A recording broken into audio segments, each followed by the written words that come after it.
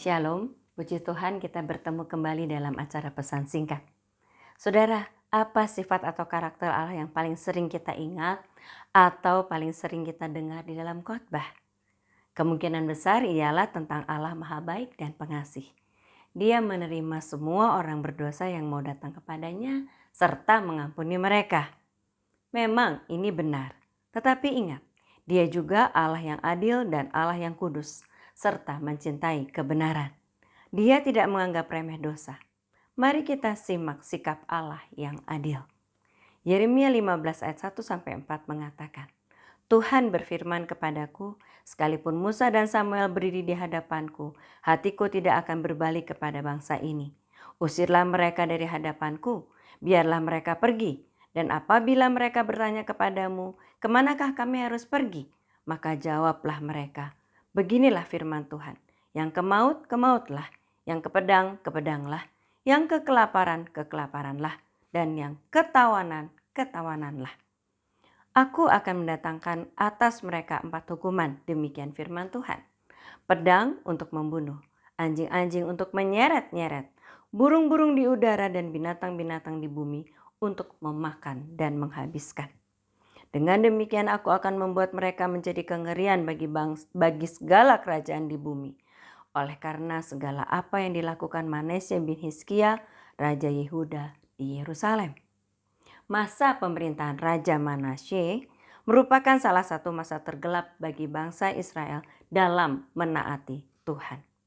Sang Raja membawa umat Allah berpaling dari Tuhan. Bait Allah bahkan digunakan menjadi pusat penyembahan berhala. Kemerosotan moral pun terjadi di segala lapisan masyarakat. Saat itulah Nabi Yeremia diutus untuk memberitakan pesan pertobatan. Namun umat Israel tidak mendengarkannya. Maka pesan penghukuman pun diproklamirkan. Allah menggambarkan betapa seriusnya kejahatan umatnya.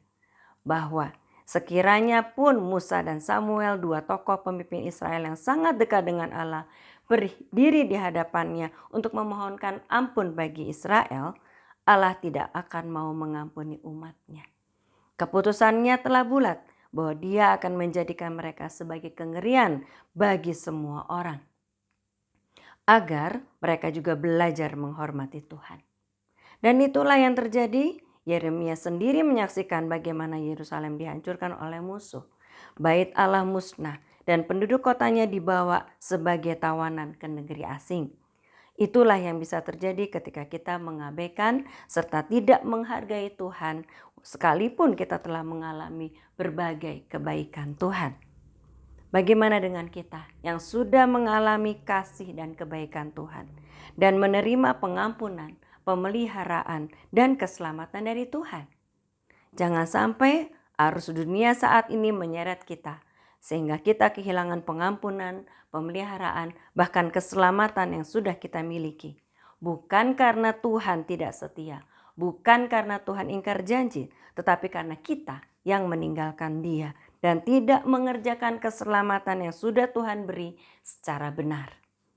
Berpaling dari Tuhan serta mengabaikan segala kebaikannya berarti secara sengaja memilih penghukuman atas kita. Sebaliknya, terus mendekat pada Tuhan, berdoa, beribadah, dan menerapkan firman Tuhan sebagai dasar setiap keputusan yang saudara buat akan membuat saudara menerima janji Tuhan, yaitu janji kemenangan sejak ada di dunia dan kemenangan di akhirat, yaitu surga. Puji Tuhan. Amin.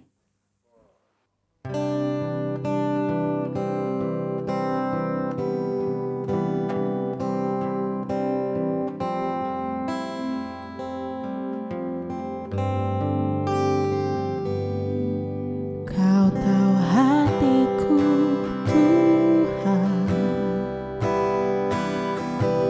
Kau tahu rinduku, Tuhan.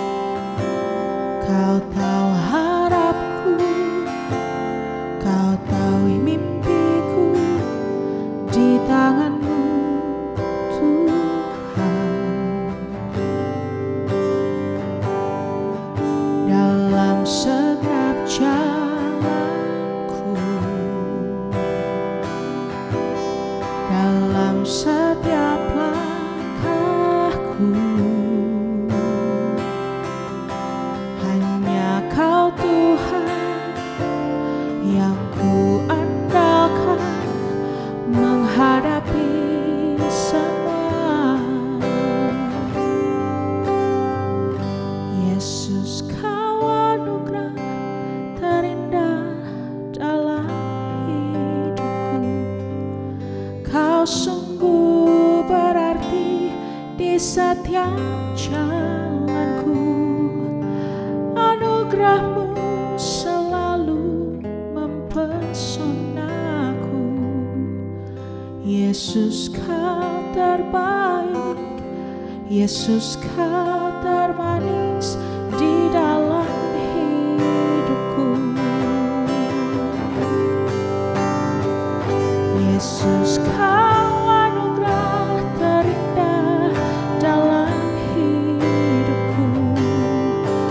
Kau sungguh berarti di setiap jalanku, dan anugerah-Mu selalu mempesonaku. Yesus, Kau terbaik, Yesus, Kau termanis di dalam hidupku.